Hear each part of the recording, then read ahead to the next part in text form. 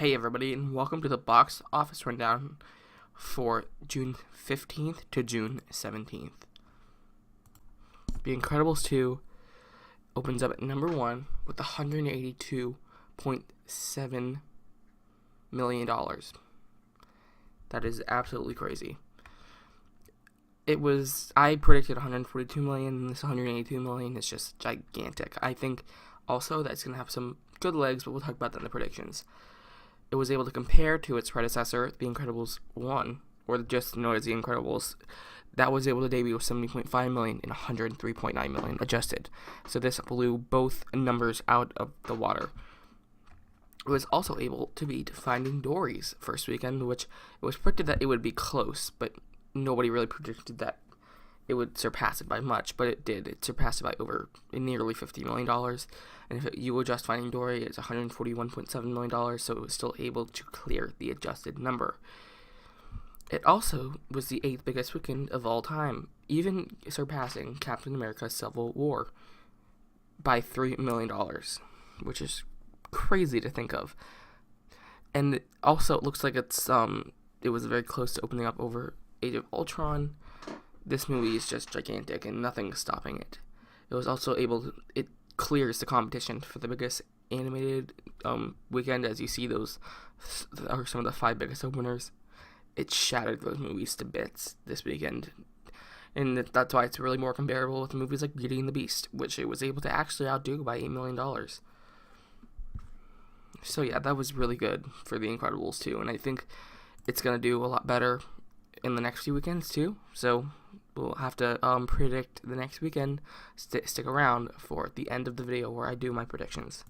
Coming at number 2 was Ocean's 8, which was able to have a decent hold considering the competition at $19 million, taking a 54% drop in its second weekend.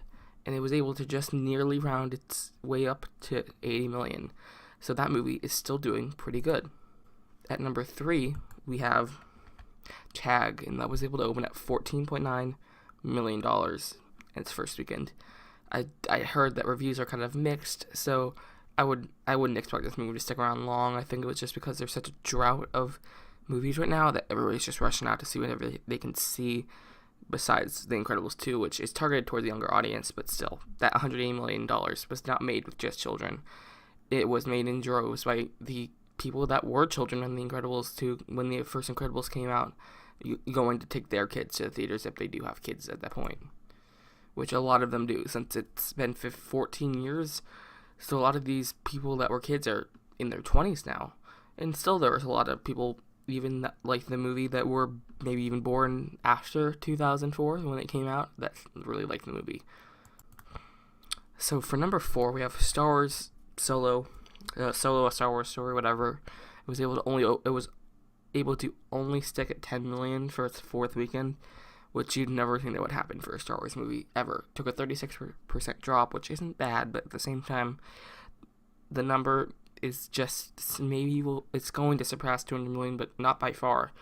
So this is kind of an embarrassment because Star Wars went from doing huge numbers to doing pretty bad numbers. This isn't good. This is in line with movies like Star Trek. So I definitely can't see them not making any changes over there. I think it's time. I think it's long overdue because this is just a travesty right here. At number 5, we have Deadpool 2, pulling in 8.7 million, taking a 39% drop in its 5th weekend. It's close to surpassing 300 million. I think it's going to next weekend. But yeah, this movie's definitely doing pretty good. It had better legs than I thought it would have, so yeah, good for them. I think that this movie is going to just open up doors for a 3rd installment. So next weekend is the big question. How big will Jurassic World Fallen Kingdom open? I'm right now guessing 116 million, which is under predictions that could even exceed 130 million, but I'm thinking that's going to do around 116 million just because The Incredibles 2 is I think people are going to be interested in doing repeat viewings after seeing the semi-mediocre reviews for Jurassic World Fallen Kingdom. I think some people might be doing repeat viewings instead, and of course, a lot of people don't go to the movies every every weekend. So a lot of people that went to The Incredibles 2 are probably going to have to skip out on Jurassic World Fallen Kingdom at least until the next few weeks.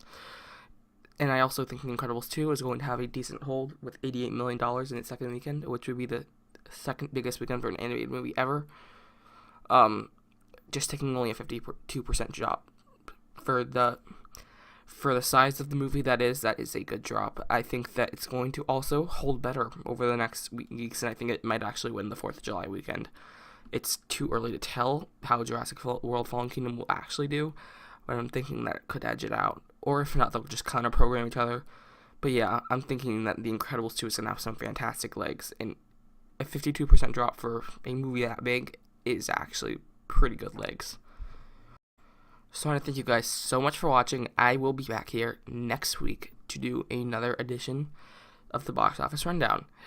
Also, please make sure to subscribe for more content, including movie reviews, and everybody make sure to have a great day.